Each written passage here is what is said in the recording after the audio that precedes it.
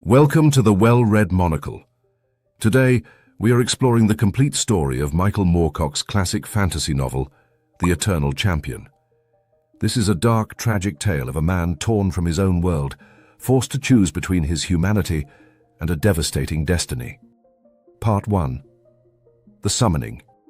The story begins in the 20th century, with an ordinary man named John Dacre, who is plagued by ghostly voices calling the name Erekosë. Eventually, the sheer force of these calls pulls his consciousness across time and space, pulling him away from his life on Earth as he knows it.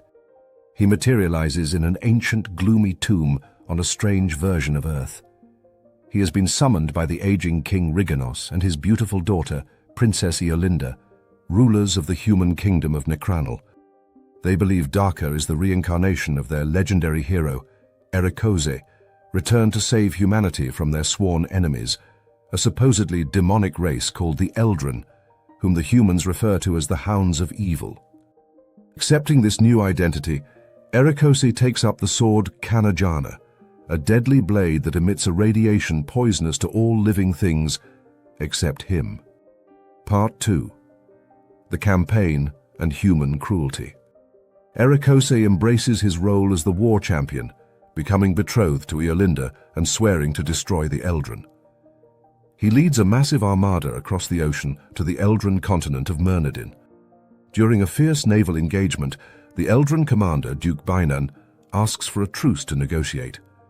However, King Erekosë treacherously orders his captain, Lord Catorn, to shoot the Eldren commander in the throat, revealing the ruthless and dishonorable tactics of humanity. When the human forces successfully capture the Eldren port city of Pafanal, they find it abandoned by its men. The human soldiers proceed to mercilessly slaughter the remaining women and children.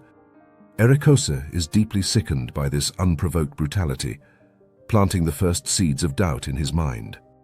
Part 3. The Hostage and the Truth. Among the few survivors is Erekosë, the sister of the Eldren Prince Arjav. She is taken hostage, and Erekosë claims her under his protection to keep her safe from the king's men. Despite the king's insistence that all Eldren are soulless fiends, Erekosë finds Erekosë to be noble, intelligent, and deeply compassionate. Later, Erekosë rides out to battle Prince Arjav's forces on the plains. The Eldren prince fights with incredible skill and honor, ultimately unhorsing and defeating Erekosë. In a surprising move, Erekosë convinces Arjav to trade him for Erekosë's safe release. While spending time in the Eldren camp, Arjav reveals the true history of his people. They are an ancient, peaceful race who, ages ago, locked away their devastating technological weapons and swore never to use them, refusing to bear the responsibility of destroying the planet. Part 4. The Betrayal. Fully convinced that the Eldren desire only peace, Erekosë returns to the human capital of Necranal to propose a permanent truce. He presents his plea to Eolinda, who has been crowned queen following her father's death in battle. Blinded by her fanatical hatred of the Eldren and her jealousy over Erekosë's obvious affection for Erekosë, Eolinda brands him a traitor. She orders the jealous Lord Catorn and her guards to execute him on the spot. Fighting for his life, Erekosë slays Catorn, leaps from a palace window, and manages to escape the city.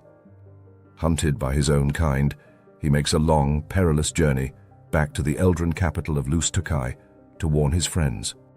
Part 5. The Final Reaving. Queen Eolinda's massive army arrives and lays heavy siege to Lus-Tokai. Knowing that humanity's inherent violence will never be satisfied until the Eldren are extinct, Erekosë makes a heavy decision. He begs Arjav to unleash their forbidden ancient weapons to save themselves. With these devastating machines of energy, the Eldren completely annihilate the besieging human army in a matter of hours, killing Queen Eolinda in the process. But Erekosë's tragic duty does not end there. Believing that humanity's violent nature will forever plague the Earth with war, he leads the terrifying Eldren machines on a relentless campaign back across the ocean. Methodically and emotionlessly, he destroys every human city, town, and inhabitant, systematically cleansing the entire planet of the human race. The story concludes in a somber epilogue. The earth is finally quiet and at peace. Erekosë marries Ermizad and is granted the Eldrin gift of immortality. Though his horrific task is complete and he feels no guilt, he is left to ponder the cyclical nature of time, wondering if humanity will one day return to disrupt the universe once more and what role he will be forced to play when they do.